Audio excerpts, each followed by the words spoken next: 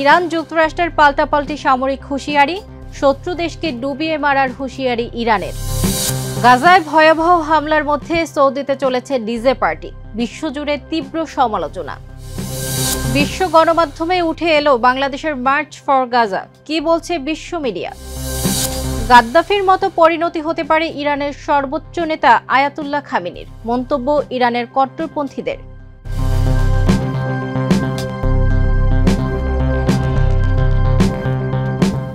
দর্শক, আমন্ত্রণ মাই TV I নিউজে। এতক্ষণ দেখছিলেন শিরোনাম, সাথে আছি আমি সৌদা ইসলাম বর্ষা।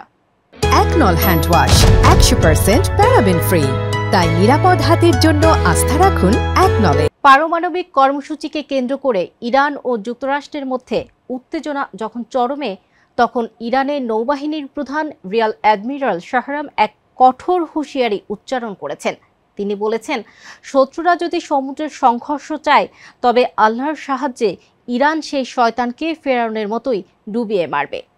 পারমাণবিক কর্মসূচিকে কেন্দ্র করে ইরান ও যুক্তরাষ্ট্রের মধ্যে উত্তেজনা যখন চরমে, তখন ইরানের নৌবাহিনী প্রধান রিয়ার অ্যাডমিরাল শাহরাম এক কঠোর হুঁশিয়ারি উচ্চারণ করেছেন।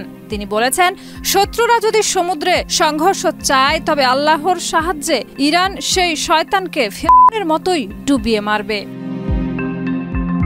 নৌবাহিনীর সদস্যদের উদ্দেশ্যে দেওয়া ভাষণে তিনি দাবি করেন, ইরানের নৌ ও প্রতিরক্ষা বাহিনীর সর্বোচ্চ সক্ষমতা নিয়ে প্রস্তুত রয়েছে। তার মতে, আজ আমাদের শত্রুরাও ইসলামী প্রজাতন্ত্রের সশস্ত্র বাহিনী ও কৌশলগত নৌবাহিনীকে একটি পরাশক্তি হিসেবে গণ্য করে। ইরানের বিপ্লবী গার্ড কোর IRGC এর শীর্ষ নৌ কমান্ডার আলী তাংশিরিও যুক্তরাষ্ট্রকে হুঁশিয়ারি দিয়ে বলেন, যদি ইরানে হামলা চালানো হয়, তবে তেহরান জবাব দিতে সম্পূর্ণ প্রস্তুত। তিনি জানান, ইরান শুধু নিজের সীমায় সীমাবদ্ধ থাকবে না, প্রয়োজনে মেক্সিকো উপসাগর পর্যন্ত শত্রুদের ধাওয়া করবে। আমরা আমাদের সব শত্রু ঘাঁটিতে আঘাত হানার ক্ষমতা রাখি, তারা যেখানেই থাকুক না কেন, কেউই রেহাই পাবে না, বলেন তিনি। এমন এক সময়ে মার্কিন প্রেসিডেন্ট ডোনাল্ড ট্রাম্প ইরানকে পারমাণবিক কর্মসূচি নিয়ে আলোচনায় বসার জন্য 2 মাস সময়সীমা বেঁধে দিয়েছেন। তবে তেহরান সাফ জানিয়ে দিয়েছে, তারা এ চাপের কাছে নতি স্বীকার করবে না। এর মধ্যেই দুই দেশ একটি পরোক্ষ বৈঠকে বসেছে, যদিও সেখানে উত্তেজনা প্রশমনের কোনো সুস্পষ্ট অগ্রগতি দেখা যায়নি। বিশেষজ্ঞদের মতে, ইরান তার সামরিক শক্তি প্রদর্শনের মাধ্যমে যুক্তরাষ্ট্র ও মিত্রদের উপরে চাপ সৃষ্টি করতে চাইছে। একই সঙ্গে কূটনৈতিক সমাধানের পথও খোলা রয়েছে। তবে এই সংকট আলোচনার মাধ্যমে মীমাংসিত হবে নাকি সরাসরি সংঘর্ষে রূপ নেবে, তা এখনো অনিশ্চিত। শাহিদা রুবি, মাই টিভি। গাজায় যখন চলছে ভয়াবহ হামলা ও নির্বিচারে হত্যাযজ্ঞ, ঠিক তখনই সৌদি আরবে আলোড়ন তুলেছে একটি ডিজে পার্টি। মদিনার অদূরে আল উলা এলাকায় নাচ গানের একটি অনুষ্ঠানের ভিডিও ছড়িয়ে পড়েছে সামাজিক যোগাযোগ মাধ্যমে, যা নিয়ে শুরু হয়েছে তীব্র সমালোচনা। গাজায় যখন চলছে ভয়াবহ হামলা ও নির্বিচারে হত্যাযজ্ঞ, ঠিক তখনই সৌদি আরবে আলোড়ন তুলেছে একটি ডিজে পার্টি। মদিনার অদূরে আল উলা এলাকায় নাচ গানের একটি অনুষ্ঠানের ভিডিও ছড়িয়ে পড়েছে সামাজিক যোগাযোগ মাধ্যমে, যা নিয়ে শুরু হয়েছে তীব্র সমালোচনা। সামাজিক মাধ্যমে ভাইরাল হওয়া ভিডিওগুলোতে দেখা যায়, পশ্চিমা গানের তালে সৌদি তরুণ তরুণীরা নাচছেন আল উলার বিখ্যাত এলিফ্যান্ট রকের সামনে। ঘটনাটি ঘিরে ক্রাউন প্রিন্স মোহাম্মদ বিন সালমানের উপর নেমে এসেছে ব্যাপক সমালোচনার ঝড়। গাজায় ইসরায়েলি বোমা হামলা থেকে কোনো মতে বেঁচে যাওয়া ফিলিস্তিনিরা একদিকে খাদ্য ও পানি সংকটে ভুগছেন, স্বেচ্ছাসেবী সংগঠনগুলো থেকে খাবার সংগ্রহ করতে গিয়ে পড়তে হচ্ছে লড়াইয়ের মুখে। এক ফিলিস্তিনি বাসিন্দা বলেন, আমরা রাজপ্রাসাদ চাই না, শুধু ক্ষুধা মেটানোর মতো খাবার চাই। এই বাস্তবতার বিপরীতে মুসলিম বিশ্বের অন্যতম পবিত্র ভূমি সৌদি আরবে উদ্দাম ডিজে পার্টি আয়োজনকে অনেকেই অবমাননাকর বলে মনে করছেন। এমন সময়ে কাতারের লুসাইল ফেস্টিভ্যালেও ঈদ উপলক্ষে অনুষ্ঠিত হয়েছে বর্ণিল আলোকসজ্জা ও খোলা মাঠে নাচ গানের আসর, যা নিয়েও চলছে বিতর্ক। আরব বিশ্বে নীরবতা ও কার্যকর পদক্ষেপের অভাবে বহুদিন ধরেই চলছে সমালোচনা। এই ডিজে পার্টি তাতে যেন বিতর্কের নতুন মাত্রা যোগ করেছে। শাহিদা রুবি, মাই টিভি। বাংলাদেশের রাজধানী ঢাকায় ফিলিস্তিনিদের প্রতি সংহতি জানিয়ে বিশাল মার্চ ফর গাজা কর্মসূচি পালিত হয়েছে। 12 এপ্রিল ঐতিহাসিক সোহরাওয়ার্দী উদ্যানে আয়োজিত এই কর্মসূচিতে লাখো মানুষের ঢল নামে। অংশগ্রহণকারীরা গাজায় চলমান ইসরায়েলি আগ্রাসনের তীব্র প্রতিবাদ জানান এবং ফিলিস্তিনিদের স্বাধীনতার দাবিতে সোচ্চার হন। বিস্তারিত রিপোর্টে। 12 এপ্রিল শনিবার ঢাকার সোহরাওয়ার্দী উদ্যানে অনুষ্ঠিত মার্চ ফর গাজা র্যালিতে প্রায় কয়েক লাখ মানুষ অংশগ্রহণ করেছে, যেখানে গাজায় ইসরায়েলের হামলার বিরুদ্ধে তীব্র প্রতিবাদ জানানো হয়েছে। এই বিক্ষোভ ও সমাবেশ আন্তর্জাতিক গণমাধ্যমে ব্যাপকভাবে প্রচারিত হয়েছে এবং বিভিন্ন দেশেও গাজাবাসীর প্রতি সমর্থন জানিয়ে এমন র্যালি ও বিক্ষোভ হয়, বিশেষ করে ইয়েমেন, তুরস্ক, লেবানন এবং অন্যান্য দেশে। এবার বাংলাদেশের রাজধানী ঢাকা এ ধারায় যোগ দিয়েছে। বার্তা সংস্থা এপি তাদের প্রতিবেদনে জানিয়েছে, ঢাকার সোহরাওয়ার্দী উদ্যানে হাজার হাজার মানুষ জড়ো হয়ে ইসরায়েলের বিরুদ্ধে ও গাজাবাসীর প্রতি সমর্থন জানিয়ে বিক্ষোভ করেছেন। বিক্ষোভকারীরা ফিলিস্তিনের জাতীয় পতাকা ওড়ান এবং ফ্রি ফ্রি প্যালেস্টাইন স্লোগানে মুখর করে তোলেন পুরো এলাকা। এপির প্রতিবেদনটি টাইমস অফ ইসরায়েলও তাদের ওয়েবসাইটে প্রকাশ করেছে। তারা ইসরায়েলি সরকারের পাশাপাশি যুক্তরাষ্ট্র, ভারত ও অন্যান্য মিত্র রাষ্ট্রের ভূমিকাকেও তীব্র সমালোচনা করেন।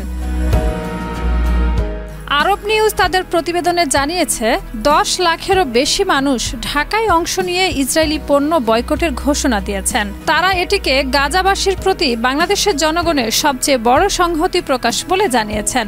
বিক্ষোভকারীরা বাংলাদেশ ও ফিলিস্তিনের পতাকা উত্তোলন করে ফ্রি ফ্রি ফিলিস্তিন, ইসরায়েলি আগ্রাসন বন্ধ করো এবং ইসরায়েলি পণ্য বয়কট করুন স্লোগান দেয়। ব্রিটিশ সংবাদ মাধ্যম দ্য ইন্ডিপেন্ডেন্টও এই প্রতিবেদনটি প্রকাশ করেছে এবং বাংলাদেশে ইসরায়েলি আগ্রাসনের বিরুদ্ধে সশস্ত্র প্রতিবাদের কথা তুলে ধরেছে। কাতার ভিত্তিক সংবাদ মাধ্যম আল জাজিরাও রয়টার্সের ছবি প্রকাশ করে এই বিক্ষোভের দৃশ্যগুলি তুলে ধরেছে, যা দেখিয়েছে যে বাংলাদেশের জনগণ ফিলিস্তিনের প্রতি দৃঢ় সমর্থন জানিয়ে ইসরায়েলের বিরুদ্ধে অবস্থান নিয়েছে। শাহিদা রুবি, মাই টিভি। ইরানের সর্বোচ্চ নেতা আয়াতুল্লাহ খামেনির পরিণতি গাদ্দাফির মতো হতে পারে, এমন শঙ্কা করেছেন দেশটির কট্টরপন্থীরা। যুক্তরাষ্ট্রের সঙ্গে পরোক্ষ আলোচনায় রাজি হওয়ায় ক্ষুব্ধ তারা। তাদের আশঙ্কা, ট্রাম্পের ফাঁদে পা দিয়ে যেমন গাদ্দাফি প্রাণ হারান, তেমনি খামেনিও বিপদের মুখে পড়তে পারেন। বিস্তারিত রিপোর্টে।